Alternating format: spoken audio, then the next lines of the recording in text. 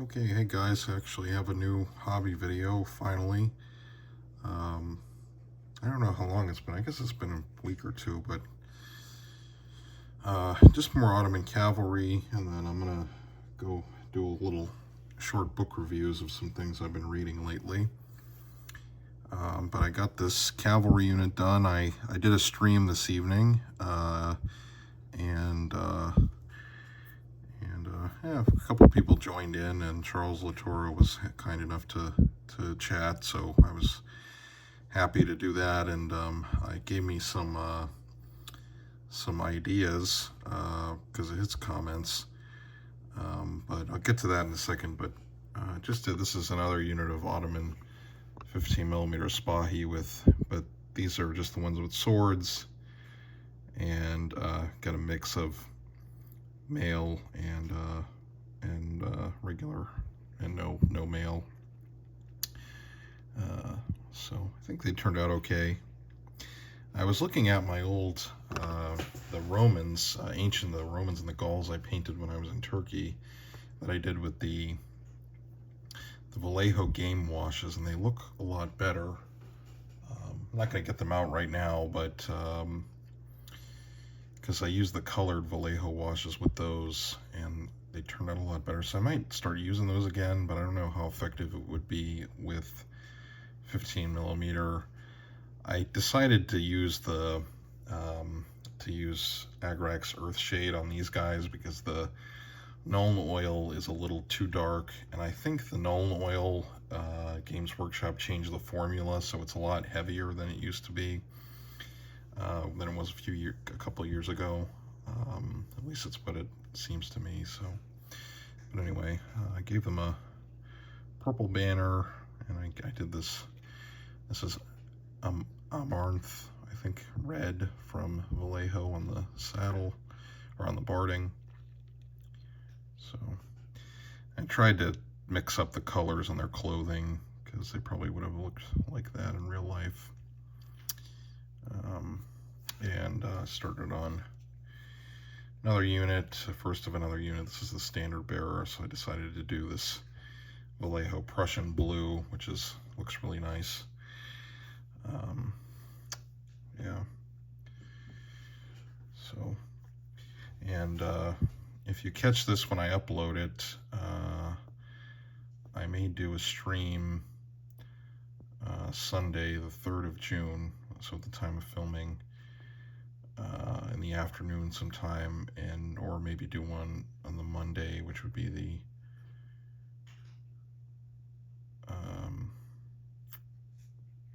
Monday after that. Anyway, but if you watch this later,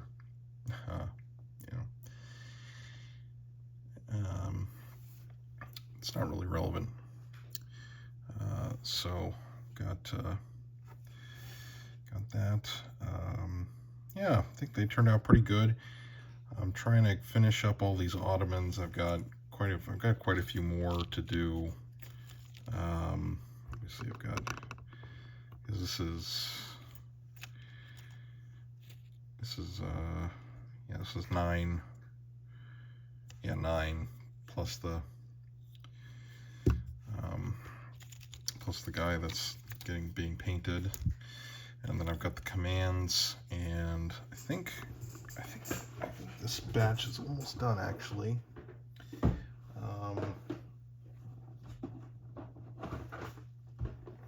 Let's see. This is from the box set that I got at Christmas time, and yeah, I think the rest of the stuff, yeah, because there's only two more units to do, and it's the two commanders and their retinues. So it's definitely almost finished, which is good. And yeah, coming along nicely, I think.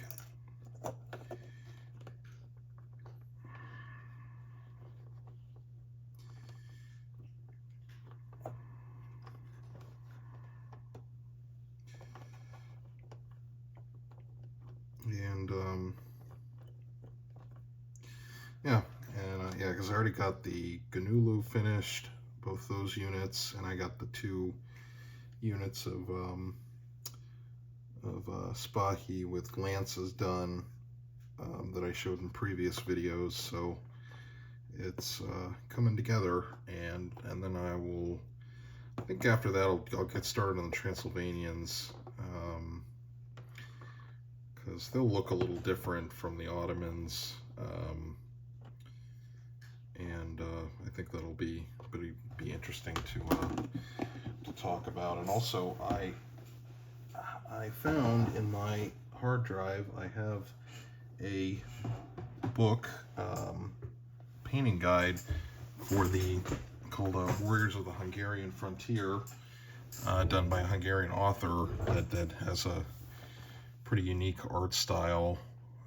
So I have that to help me with the painting. I have the one for Transylvania, but it's at my parents' house. It's unfortunately not with me at the moment, because it's a neat book, and I can't remember the author's name off the top of my head. I did do a video a couple of years ago about the Transylvania book, so I think you can probably find that on the channel. But one of the things that came up in this live stream I did was the channel Nangwaya, Chris, the guy who runs it, does this really awesome Great War game. He plays this hex war game called Der Weltkrieg, but then he also covers the history on a live stream and goes through the events and is playing the game according to the history. And I was thinking about maybe in the future, if I can sit down, because I have a huge library of Vietnam War books actually, from when I was an undergrad. I could maybe do something like that in the future with a Vietnam War hex game. I think that would be interesting, potentially. But I'd have to look up what options there are for Vietnam hex games. And it would probably require playing multiple games, because I'd have to do one that simulates, if I started in 1960, just to have a kind of an early date, I'd have to do one that could simulate the early limited insurgency under Diem, under Diem's period, and then and then one that will cover the escalation in 1965 and all the way through when it becomes basically kind of a mechanized infantry war in after the Tet Offensive, basically. So that's something I thought of during the stream, but it wouldn't be anything near term. And again, I'd have to, or not again, I don't think I said this, but I'd have to get all those books. I'd probably buy some newer books, because there's always new research coming out. And I'd probably have to revisit a lot of documents I looked at back then. So that could be interesting, potentially. That would be a pretty long-term commitment. But it is an idea I had, because that was something I was really, really into in high school and undergrad. And not just the American War, but I read a lot about the French conflict in Indochina, the colonial, the kind of decolonial war, and all that stuff. And started to read back then a lot about also the kind of the South Vietnamese perspective. So yeah, that's just an idea I had. The other idea I had was I was brainstorming this idea for a hex war game about this kind of Ottoman Habsburg frontier conflict, which I think would work really well as a hex war game, because my ideas would be the player would be the commander of one of these border fortresses, and then the other fortresses on the map would be non-player characters, and there would be kind of like dice rolls like on their behavior, because you'd have situations where the captains wouldn't necessarily like each other and they might try to sabotage each other, and then there would be friction from like the capital, either like for the Ottomans it would be Buda, basically that was the regional capital, and then from the Habsburgs it would be in Vienna or in Prague, that was actually the imperial capital at the end of the late 16th century, early 17th century. And you'd have like some back and forth kind of stuff where maybe like you wouldn't get the resources you need from the capital because they don't sanction you attacking that turn, or like you need reinforcements from one of the like allied captains, but you roll a die and like they only give you like part of the troops you need, or they only give you like maybe limited supplies. But I don't really know a lot about those hex games enough to like really sit down and try and write out the design. So those are just ideas I have. And then the other mechanic I thought about with a game like that would be, certain regions on the map would have, like, if you captured it, it would have certain resources, and then those resources would generate certain types of units. So like, you might move into one hex and capture it from the enemy player, and then that would give you like horses, which could give you like certain cavalry units, or you might capture another, like an urban area that has gunpowder works, so that would give you more infantry units potentially. And then like if you lose certain resource sectors, that would give you incentive as a player to try and capture those again. Hope that makes sense. But yeah, I'd probably need like to sit down. I'd probably need to get in touch with someone that knows the designs of those games better, or if these would make for a compelling game. Because I mean, it's one thing to try and simulate the history, but I think when you do war games, you also have to recognize that I think the mechanics on some level have to come first, and you have to make sure it's a mechanically interesting game, while also keeping the history in mind. Anyways, that's just like another idea I had. I've been thinking about that for a few years, but I just don't know how to like actually execute it, take the ideas and turn it into something functional as a game. So, all right, and then just the last thing I wanted to do was just some quick book reviews. So I've got a few things. I'm always reading like 3 or 4 books at a time. Maybe that sounds crazy to people, but first one, I found this at the used bookstore a few months ago. This is Richelieu and Olivares by J.H. Eliot. This book is pretty interesting. I didn't really know much about Olivares, but it's kind of a study in contrast. So Cardinal Richelieu is, I think, pretty well known, especially like in political science and international relations, about like the raison d'etat and foreign policy. But it's pretty useful because he both kind of disentangles like the perception of Richelieu that kind of international relations and political science scholarship has developed, and then he also contrasts it with Olivares and his attempts to kind of show that like the Spanish decline thesis wasn't like an inevitability. Yeah, and it's not that long. It's only like in total it's only 167 pages, but it's really dense in a good way. Like, it's very easy to read, but the information is really fantastic. And I like Spanish history in this period, but I never read this book, so Really good, and I'm gonna try to find this author's other books because um, it says on the back he has written a number of books on the history of Spain and early modern Europe, including the Revolt of the Catalans, the Old World and the New, 1492 to 1650, A Palace for a King, and most recently Olivares. So that sounds right up my alley. Um, Even though I really like early modern Spanish history, I haven't really read that many books about it. So it would be great to kind of dive in. Let me zoom out a little bit.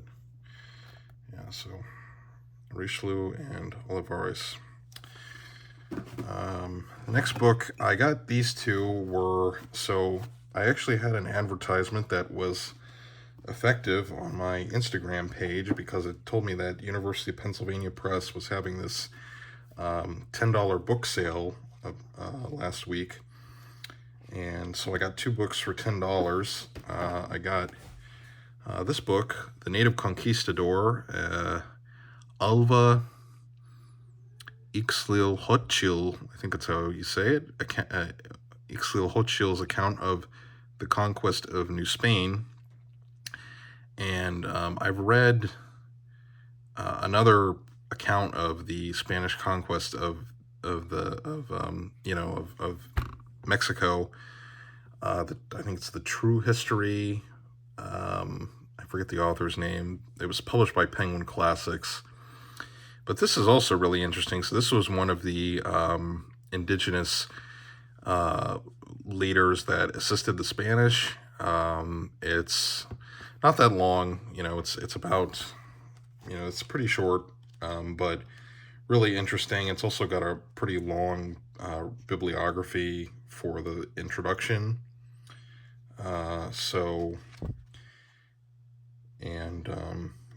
It's just covers kind of this. So it's the original author, Alva. His grandfather was the guy that assisted Hernan Cortez, and it really kind of shows how important like the indigenous were for the Spanish to conquer Mexico, and it also kind of gets into like the politics among the indigenous city-states that the Aztecs were not really the most popular, but at the same time that there was also discontent among the people allied with Spain with what their future would be. So it's pretty interesting. It doesn't really get into like kind of the stuff that like military details that I was hoping it might have a little bit about that, like how they were actually fighting in the New World, but still interesting. It was only $10. I don't know if the sale might still be going on. And then this one I haven't started to read yet, but this is a short history of Russia's first civil war, and this is an abridged edition of a larger book by the author, and I'm now wondering where's the unabridged version because I want the big, I want the tome, but this is about the time of troubles. So this covers the period of, this is the late 16th century, so this is